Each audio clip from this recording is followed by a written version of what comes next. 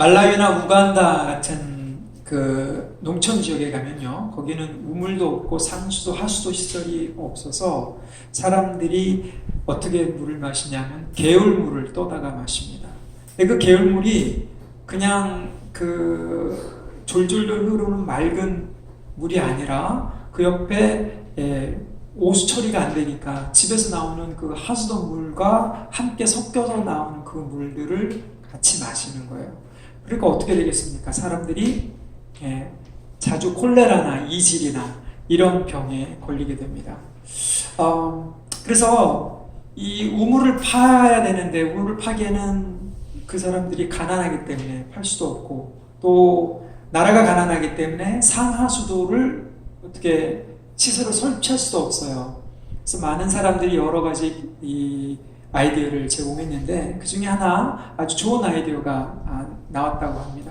그게 뭐냐면 그 물을, 개울물을 떠다가 플라스틱 병에다가 담는 거예요. 그리고 플라스틱 병을 햇볕에, 아프리카는 햇볕이 굉장히 세잖아요. 6시간 정도 놔둔답니다. 그러면 그 6시간 후에 그 물을 이렇게 따라서 잘 마시면 그 어떤 생수보다 살균이 잘 된 99% 이상 살균이 된 깨끗한 물을 마시게 된답니다. 그래서 그 표현에 햇빛 살균 물이라는 그런 어떤 과정이 있고 표현이 있다고 합니다. 여러분, 어떻게 보면 이 햇빛은 가장 강력한 살균 역할을 하는 그런 기능을 가진 거예요. 그렇죠? 우리는 지난 시간에 요나서 4장 1절부터 3절까지를 보면서 요나의 이 흙탕물이 올라오는 것을 봤죠. 그렇죠? 하나님께서 3장에 니느웨를 심판하시지 않고 긍휼을 여기신 것을 요나가 매우 싫어하고 화냈다라고 4장 1절을 얘기합니다. 그래서 1절부터 4절까지 우리는 요나의 옛사람의 성품, 옛사람의 반응, 옛사람의 관점, 옛사람의 처신, 이런 것들이 올라오는 것을 봐서 흙탕물이 올라오는 것을 본 것이죠. 자, 오늘은 그 요나가 이렇게 하나님의 긍휼에 대해서 저항하고 싫어하는 그 옛사람의 흙탕물을 하나님께서 어떻게 햇빛과 같은 은혜로 살균하시고 깨끗하게 만드신지 그것을 보는 시간입니다. 그래서 오늘 말씀의 제목을 심판을 이기는 긍휼을 배우다라고 잡아봤습니다. 우리가 이 은혜의 강력한 빛 아래 우리 안에 있는 옛사람의 죄, 옛사람의 성품들을 쪼이고 우리가 요나처럼 그렇게 불평하고 원망하고 할 때가 많이 있잖아요. 그래서 어떻게 심판을 이기는 긍휼의 복음을 우리가 받았는지, 그 복음이 얼마나 놀라운지를 다시 한번 확인하는 그러한 시간이 되길 바랍니다. 자, 먼저 우리 함께 5절을 같이 보죠. 5절 한번 같이 읽을까요? 시작. 요나가 성읍에 나가서 그 성읍 동쪽에 앉아 거기서 자기를 위하여 초막을 짓고 그 성읍에 무슨 일이 일어나는가를 보려고 그 그늘 아래 앉았더라. 여기서 우리 5절부터 8절까지는 요나가 자기 스스로 초막에 앉은, 어떻게 보면 불순종의 자리를 스스로 만든 그러한 것을 보여주고 있는 그림을 봅시다. 근데 거기에 하나님의 은혜가 덮어지는 모습이에요. 우리가 일상을 살면서 그렇잖아요. 죄를 짓는데도 불구하고 하나님이 은혜로 덮어주시는 그런 모습과도 비슷하다고 볼 수 있는 겁니다. 그래서 이 불순종의 자리와 하나님의 은혜가 어떻게 대조가 되는지를 한번 보자는 거죠. 여기 보면 5절에 시작하자마자 요나가 성읍에 나가서 이런 말로 시작합니다. 그 앞절에 보면 하나님께서 화난 요나에게 질문하시죠.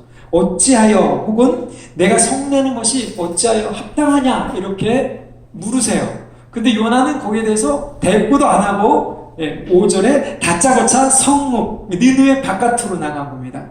여러분, 그 자녀를 키워보시면 중고등부 사춘기 자녀들하고 부모님하고 이렇게 다투는 경우가 많이 생기는데, 이제 부모님이 잔소리가 싫으면 어떻게 해요? 문을 쾅 닫고 나가거나 아니면 뭐 부부싸움을 하더라도 문을 닫고 나가버리는 그런 경우가 있잖아요. 지금 요나가 굉장히 화가 난 겁니다.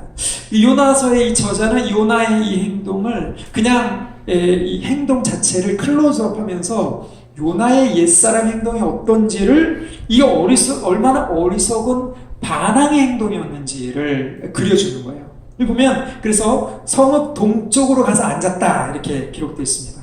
왜 하필이면 니느웨의 동쪽이라는 그 방향성을 얘기하면서 거기에 앉아서 초막을 짓고 이런 모습을 그렸을까? 이것을 한번 좀 보자는 거죠. 요나가 동쪽으로 간 까닭은 뭐 이런 영화 같은 것을 따로 찍어야 될 만큼 의미 있는 묘사인데요.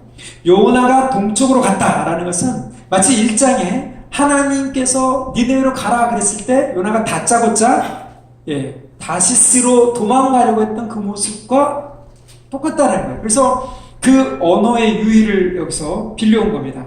여기 4장 2절에도 보면 요나가 그렇게 고백하죠. 이러므로 내가 빨리 서둘러서 다시스로 도망가지 않았습니까? 거기에 나오는 히브리어의 빨리라는 말과 이 동쪽으로라는 말이 비슷한 어근이고 발음이 거의 비슷해요.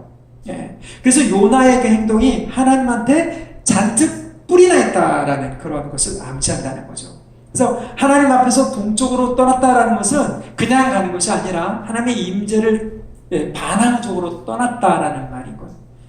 창세기를 보면 여러분 동쪽으로 간 사람들 기억나십니까? 창세기 4장에 가인이 자기 동생 아벨을 죽이고 하나님 앞에 벌을 받고 어디로 가죠? 에덴 동쪽을 떠나서 가인성을 짓습니다. 하나님이 방황하라고 했는데 자기 스스로 보호하기 위해서 하나님의 그 처분을 저항하는 그래서 동쪽으로 간 거예요.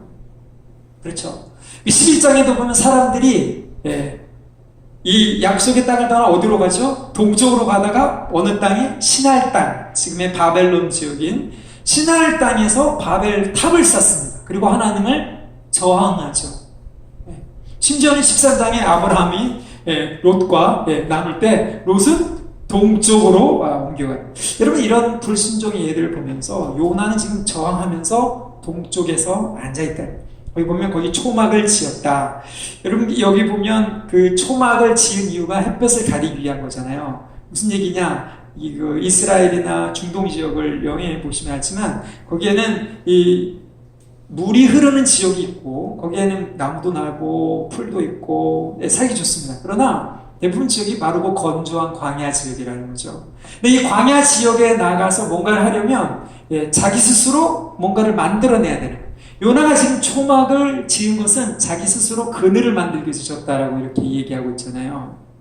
그 밑에 보면 이 말이 의도적인 거라는 거죠. 요나는 지금 화가 난 채로 자기 스스로 하나님을 의지하지 않고 뭔가 자기의 편안한 자기의 자리를 만들기 위해 그게 바로 초막을 만든 겁니다.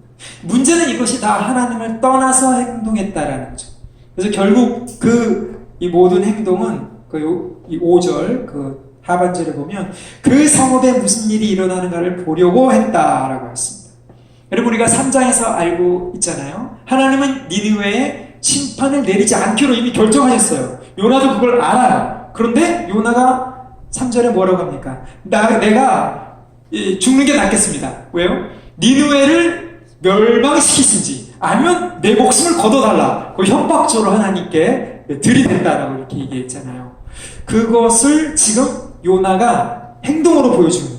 이미 결정된 것을 하나님이 그 결정을 바꿔 주십사 하고 반항적으로 불순종하는 그런 모습인 거예요. 그래서 이미 하나님이 긍휼로 덮으셔서 심판을 안 내리셨는데도 불구하고 혹시나 심판을 내리지 않을까 이 심판을 기다리는 거죠. 니느웨의 심판을 기다리면서 요나는 잔뜩 뿔이 난 채 자기가 스스로 편한 자리를 찾아서 초막을 지었다.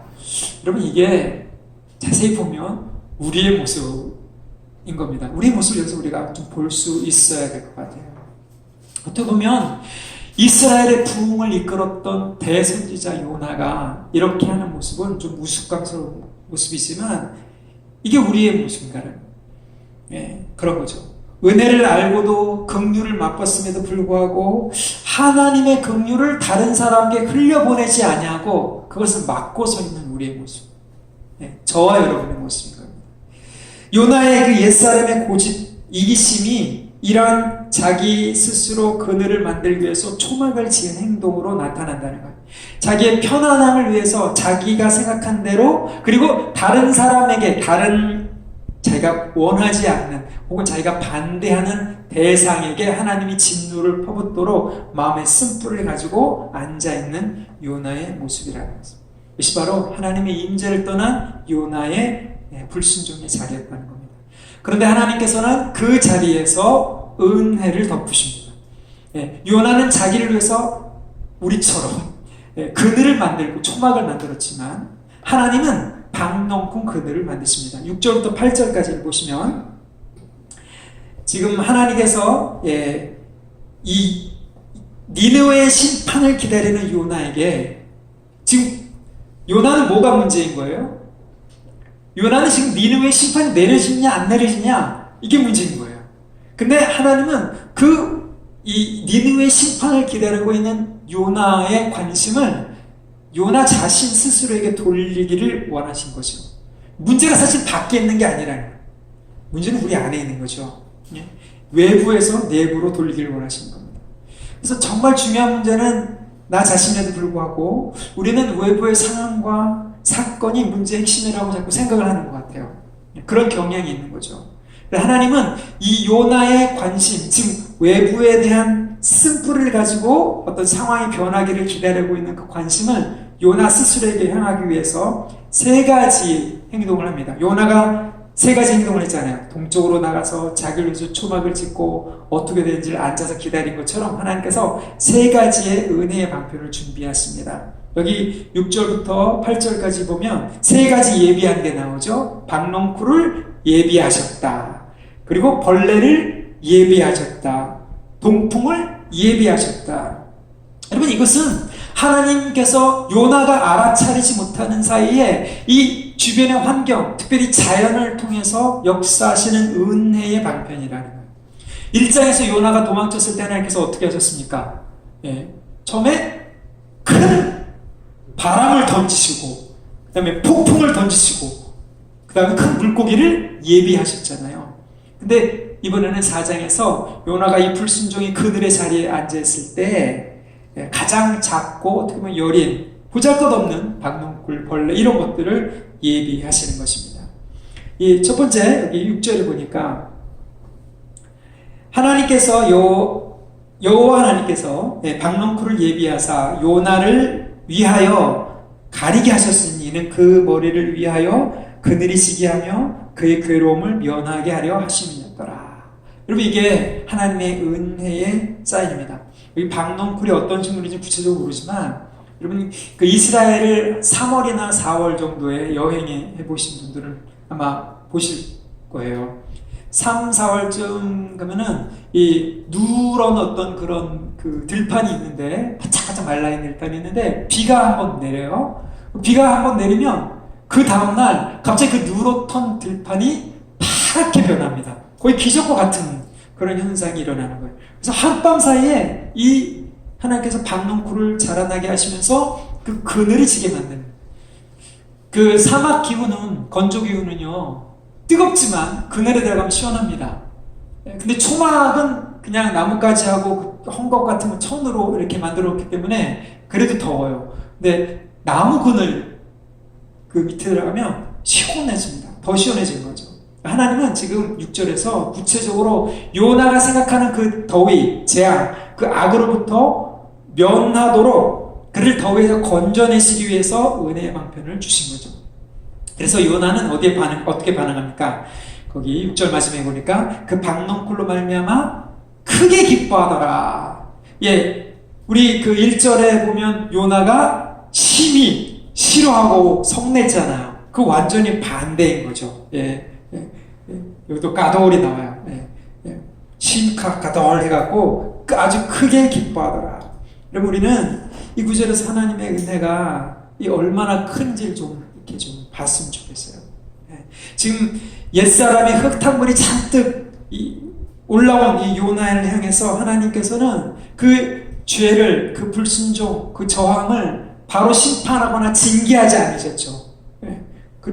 도리어 박농쿨로 덮으세요. 로마서에 보면 죄가 넘치는 곳에 은혜가 더욱 넘쳤다라는 그런 경우죠. 우리가 그런 그 은혜의 시간들, 은혜의 경들을 하지 않습니까? 뭐 부모님이나 배우자에게 실수하거나 잘못한 일이 있는데 벌을 받아야 되는 것도 알고 있죠. 내 양심이 찔린 것도 알고 있죠. 그런데 오히려 그것을 지적하기보다 선물을 받는다거나 아니면 뭔가 밥을 사준다거나 이렇게 됐을 때 정말 부끄러우면서도 고마운 그런 것이 은혜 앞에 내 자신의 연약함이 드러날 그런 모습이거든요. 이거는 놀라운 은혜의 체험을 지금 사실은 요나가 하고 있는 거예요. 흙탕물이 햇볕에 쬐기 시작하면서 흙탕물이 드러나기 시작합니다. 우리도 하나님 앞에 이 연약함 가운데, 부족함 가운데, 눌림 가운데, 죄악 가운데 이것을 하나님의 은혜 아래 드러낼 수 있어요. 하나님 그것을 충분히 덮으실 수 있는 은혜를 우리한테 주신다는 거예요. 그런데 하나님은 그 요나를 다루시는 모습을 거기서 끝내지 아니하시고 요나 거기서 감사하고 하나님 내가 이 불순종했음에도 불구하고 하나님께 저항했군요. 돌이켰으면 좋았을 텐데 그렇지 않으니까 하나님께서 이번엔 벌레를 예비하셔서 새벽에 박농쿨을 갉아맞게 하셨어요. 여러분 이것도 은혜의 방편입니다. 은혜의 수단이라는 거예요. 하나님께서 이 은혜를 주셨다가 어떻게 보면 뺏어가신 것처럼 보인 거잖아요. 은혜의 빈자리가 생긴 거잖아요. 우리가 은혜로 받았다라는 것을 잠시 잃어버릴 경우가 있습니다. 그런데 그것도 은혜라는 거예요. 왜 그런가요? 여기 지금 보니까 박농쿨이 제거되면서 이제 요나가 뜨거운 열기를 피할 수 없게 됩니다. 자기 초막이라도 있으면 괜찮은데 하나님이 또 뭘 준비하셨어요? 동풍을 예비하셨죠.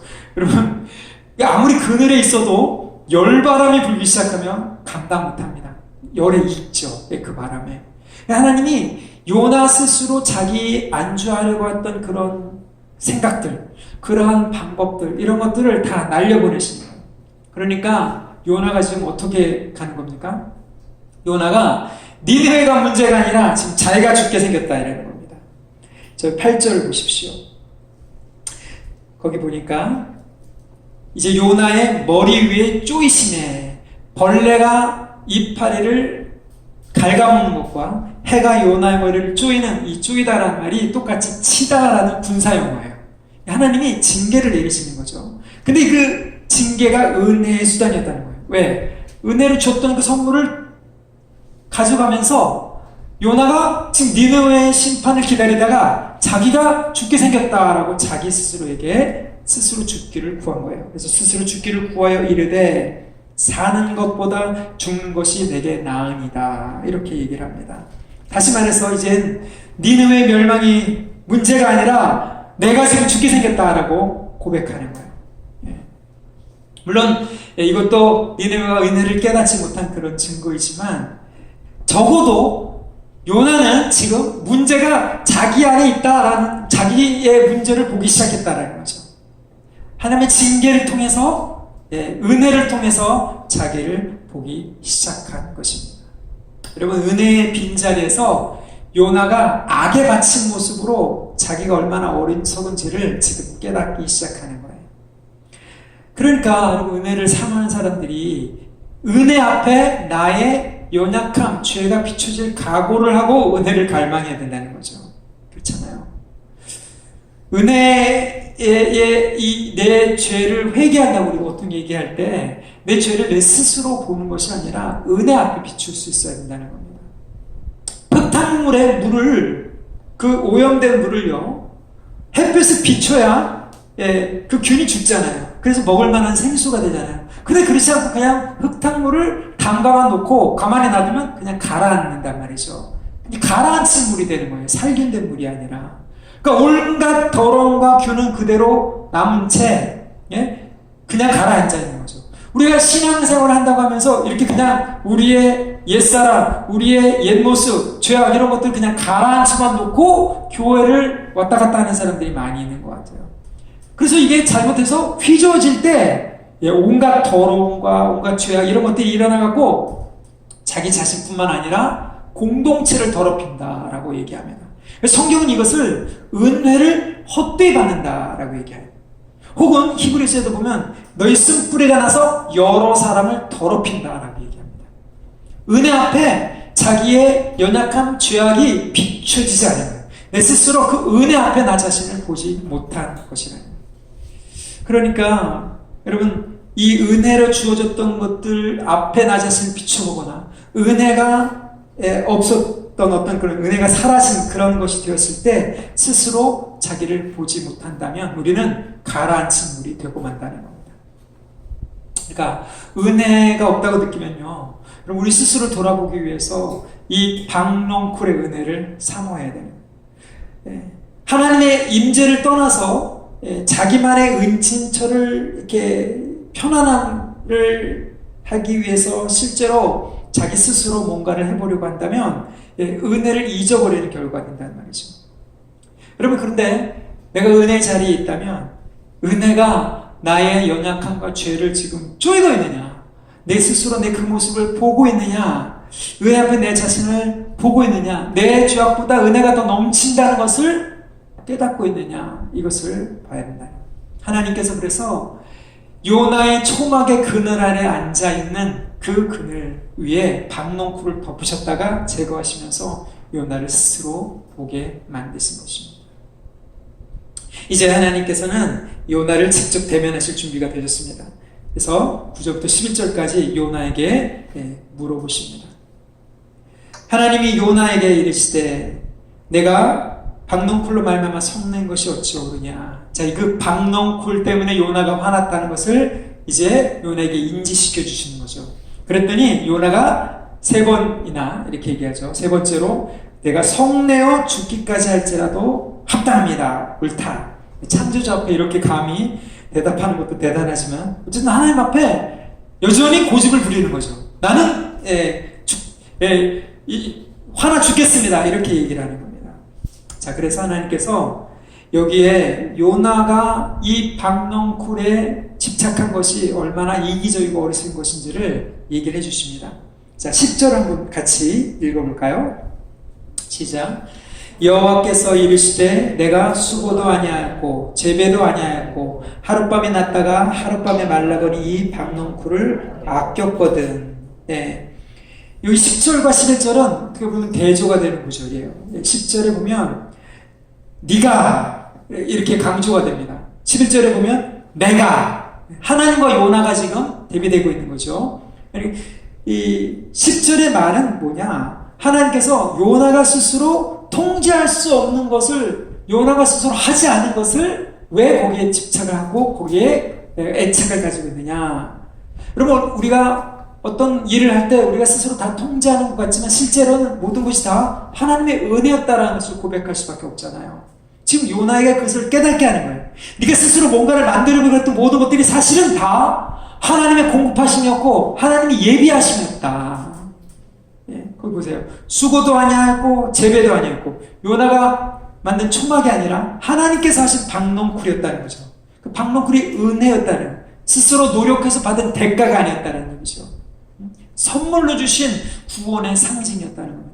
하룻밤에 말라버린, 요나의 입장이나 다른 사람들의 입장에서 보면 박농쿨은 그냥 쓰러져 나갈 수 있는, 덧없이 그냥 썩어질 수 있는 그런 것이었어요. 요나가 통제할 수 있을 만한 것이 아니었다는 겁니다. 아무리 하찮아 보이는 이 생명도 하나님의 손 아래 있다는 거죠.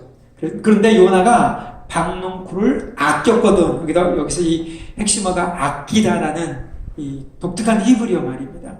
이거는 어떤 것을 공감해서 가엾이 여긴다, 긍휼을 여긴다, 이런 표현인데 이 긍휼이 여긴 것이 행동으로 나타나는 코스라는 표현이에요.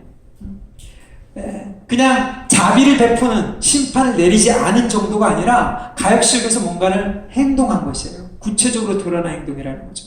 그러니까 하나님의 지적은 이런 거예요. 요나가 만들거나 통제하거나 아까울 수 없는 그러한 것을 안타까워했다는 거죠. 그러면 요나에게 그럴 만한 자격도 없고 권한도 없고 받을 자격이 없는 사람이 하나님의 은혜를 받았다가 그것이 사그라졌다고 해서 분하고 원통해 하는 것이 합당하냐? 거기에 비해서 하나님은 충분히 아낄 만한 자격이 있고 자비를 베풀 만한 자격이 있고 이 하룻밤에 없어질 박농쿨보다 소중한 12만 명의 생명과 가축들을 아끼는 것이 어떻게 더 옳지 않겠느냐 이렇게 얘기하는 겁니다. 여러분, 요나는 지금 하나님께로부터 받은 이 박농쿨을 자기가 누려야 될 만한 권리로 주장한 것처럼 애착을 가졌다는 거예요. 그렇죠. 우리가 그렇잖아요. 우리가 어떤 부분들을 당연한 것으로 특권으로 여기는 그러한 잘못된 모습이 있는 것 같아요. 요나는 지금 마땅히 어떻게 보면 심판을 받아야 함에도 불구하고 박농쿨로 하나님의 은혜로 덮임을 받았단 말이죠. 근데 그 은혜를 무시하고 감사하지 못했다는 거죠. 여러분, 이게 우리가 어떻게 보면 다시 돌이켜봐야 되는 그런 부분이에요. 하나님 우리에게 예수 그리스도 안에 주신 구원의 은혜가 얼마나 놀라운 것인가. 근데 우리는 그 구원의 은혜, 이 우리를 덮으신, 우리 죄악을 덮으신 그 긍휼의 은혜를 보기보다는 내 자신의 문제에 너무 갇히는 거죠. 이 박농쿨의 문제에 집착하는 거예요. 내 지금 어려움, 내 단점, 혹은 다른 사람의 죄, 다른 사람의 단점, 어떤 잘못되어 있는 어떤 제도, 이런 것들이 더 크게 보이는 거예요. 하나님의 은혜보다. 그렇잖아요. 박농쿨이 더 크게 보여요. 요나에게는 지금 니느웨보다 지금 초막이 문제였고 그늘이 문제였고 박농쿨이 문제가 되면서 자기 문제를 못 본 거라는 거죠.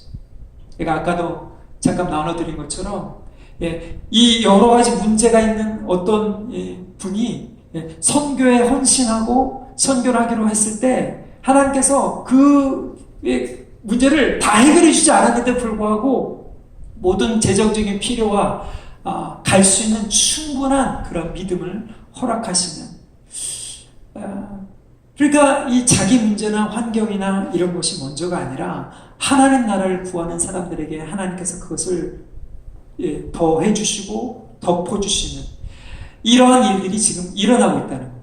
하나님 나라가 지금 확장되고 있고 지금 여기에 실제로 임하고 있다는 거예요. 근데 우리가 그 큰 하나님 나라를 보지 못하고 나 자신의 지금 문제에 갇혀서 나 자신 혹은 우리 여기 상황의 문제로만 돌리고 하나님을 요나처럼 원망하고 기다리는 그런 모습이 있는지 이것을 우리가 좀 돌이켜봐야 될 것 같습니다. 하나님의 긍휼은 11절에 나타납니다. 여기에 이제 논쟁이 끝나는 거죠. 11절 우리 같이 한번 읽겠습니다. 시작. 하물며 이 큰 성읍 니느웨에는 좌우를 분별하지 못하는 자가 12만여 명이요 가축도 많이 있나니 내가 어찌 아끼지 아니하겠느냐. 사람이 보기에도 큰 성읍이었지만 하나님이 보시기에도 특별히 구원사적으로 중요한 도시였다라는 거예요. 이스라엘이 우리가 보는 관점하고 다른 거예요. 우리가 보기에는 나쁜 사람, 나쁜 어떤 단체, 나쁜 어떤 제도 이런 것이지만 하나님께서는 그것을 하나님의 나라 입장에 봤을 때 사용하실 수 있는 충분한 근거가 있으시고 우리는 하나님을 믿어드려야 되는, 하나님 나라를 믿어드려야 되는 그런 입장이 있다는 거죠. 그리고 여기 보니까 하나님 볼 때 그 사람들은 좌우를 분별하지 못하는 자, 이 좌우를 분별하지 못한다, 애들이 아니라, 여러분 이 말은 독특한 성경 구절입니다. 모세오경에 보면 좌우를 분별하다, 좌로나 우로나 치우치지 말라 이런 말이 많이 나오잖아요. 무슨 얘기냐? 이스라엘에게만 주어진 계시의 특권을 얘기합니다. 하나님의 말씀을 가지고 좌우를 분별할 수 있었어요, 이스라엘은. 그러나 니느웨는 그런 특별한 계시가 없었다는 거죠. 특별한 계시가 없는데 그런 특권을 가지지 않고 하나님께서 지금 그런 특권이 없는 이방에게도 긍휼히 여기신다는. 그러니까 요나는 그런 계시를 가지고 성경을 가지고 있음에도 불구하고 이방인 니느웨에게 그거를 알려주지 않으려고 했다라는 거예요. 여러분 이게 어떻게 보면 하나님의 어마어마한 긍휼이면서 동시에 이스라엘의 어마어마한 완고함인 겁니다. 우리의 완고함일 수도 있어요. 거기 12만 명이요 가축도 많이 있나니. 그냥 하룻밤에 쓰러져가는, 지금 여기 밖을 나가시면 지금 이파리가 지금 떨어져 있는 이파리들이 있잖아요. 그러한 이 쓰러져가는 박농쿨 이파리와는 다르게 12만 명 동시에 가축들이라는 생명을 보십시오. 그게 비교가 아니에요. 중요성이 비교가 되지 않잖아요. 그러니까 하나님의 긍휼이 이 박농쿨 하나뿐만 아니라 12만 명 가축까지 포함하실 수 있는, 그들이 성경을 가지고 있지 않은 이방인 좌우를 분별하지 못한 이방인이라 할지라도 그들에게 하나님이 긍휼을 베푸실 수 있는 분이셨다. 그 크신 긍휼의 하나님을 요나는 지금 막고 서 있다라는 거죠. 박넝쿨 하나 때문에 화가 나가지고 내가 어찌 아끼지 않아야겠느냐. 요나는 대조적으로 요나는 그것을 아꼈지만 하나님 자신이 강조죠. 하나님이 직접 그들에게 긍휼을 베푸실 수 있는 분이셨다라는 겁니다. 여러분, 하나님 이렇게 크신 긍휼의 하나님이십니다. 요나는 이스라엘로 대표되죠. 그렇죠? 근데 이 긍휼의 구원의 하나님을 이 이스라엘과 요나는 어떻게 보면 막아선 거예요. 원래 하나님은 이스라엘을 통해서 이방을 축복하기 위해서 부르셨는데 그것을 하지 않고 자기 초막을 만든 것처럼 자기 편안한 삶을 위해서 하나님을 이용해서 거기에 안주하려고 했다는 거예요. 그 구원의 계획을 무시하고 자기들만을 위해서 하나님을 믿겠다. 오히려 그래서 긍휼히 여기시는 하나님을 저항하고 불신했다는 겁니다. 하나님은 그러면 그 긍휼과 그 구원을 포기하셨거나 실패하셨습니까? 그렇지 않잖아요. 요나의 저항에도 불구하고 하나님은 오히려 니느웨에 긍휼을 베푸시고 심지어 우리 같은 사람들에게 긍휼을 베푸시고 이스라엘이 끝까지 저항합니다. 어떻게 해요? 자기들의 메시아인 예수 그리스도를 죽이는 데까지 넘겨주는 것으로 하나님의 이 긍휼의 계획을 저항해요.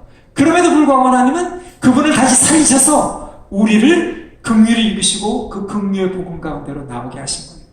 그래서 하나님은 그래요. 너는 그것을 아꼈지만 나는 아낌없이 다 줬다. 그래서 로마서에 보면 자기 아들을 아끼지 아니하시고 우리 모든 사람을 위해서 내어주신 그분이 어찌 그 아들과 함께 모든 것을 우리에게 선물로 주시지 않겠느냐.